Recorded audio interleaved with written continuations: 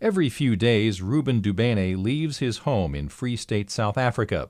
He hauls loads throughout South Africa, Swaziland, Lesotho, and Zimbabwe.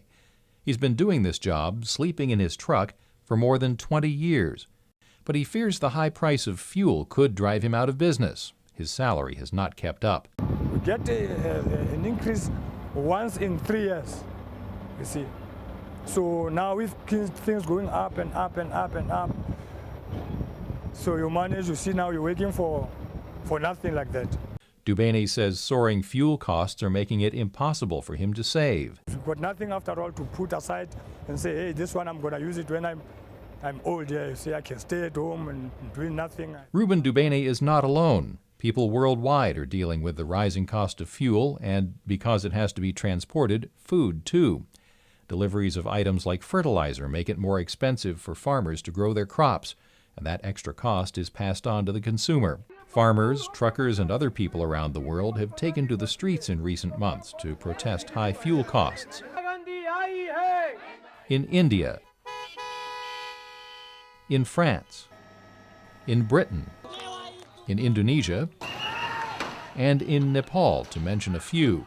Bettina Luscher is with the UN World Food Program. Its job is to feed people in need. She says the spike in food prices has led to concerns about political stability. We have seen riots in some 30 countries around the world, protests where people really went onto the streets and protested because they couldn't afford the flour anymore and the rice and the maize and the corn.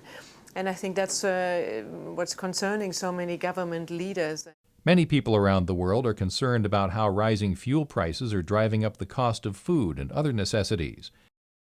In Dakar, Senegal, businessman Aliou Dia buys bread every morning. He says 10 years ago, one baguette cost 10 cents. Now it costs more than 40 cents. He says breakfast for his extended family of 9 used to cost about $1, but now it's $4. A 100-kilogram bag of rice cost $5 several years ago. Now he's lucky if he can find a bag half that size for under $40. Here in the United States, immigrants have been hit especially hard by rising prices. Many Latin American immigrants send money home to their relatives, but the percentage who do so is down, says the Inter-American Development Bank. Miami construction worker Manuel Pascual says he spends $50 a month now on fuel to drive between home and work. That makes it difficult to send money to his family in Honduras. And now I cannot help them as much as before. The high price of fuel is even a problem in Iraq, home of the world's fourth largest oil reserves. In the Kurdistan region of northern Iraq, anyone with a car can buy government-subsidized gasoline at a discount. But the fuel is poor quality and the supply is limited. Many drivers buy black market fuel at roadside stands, or they pay 3 times the subsidized rate for better gasoline at private stations. Ismail is a taxi driver in Erbil. He says his share of government fuel is only 40 liters per week and the quality is bad.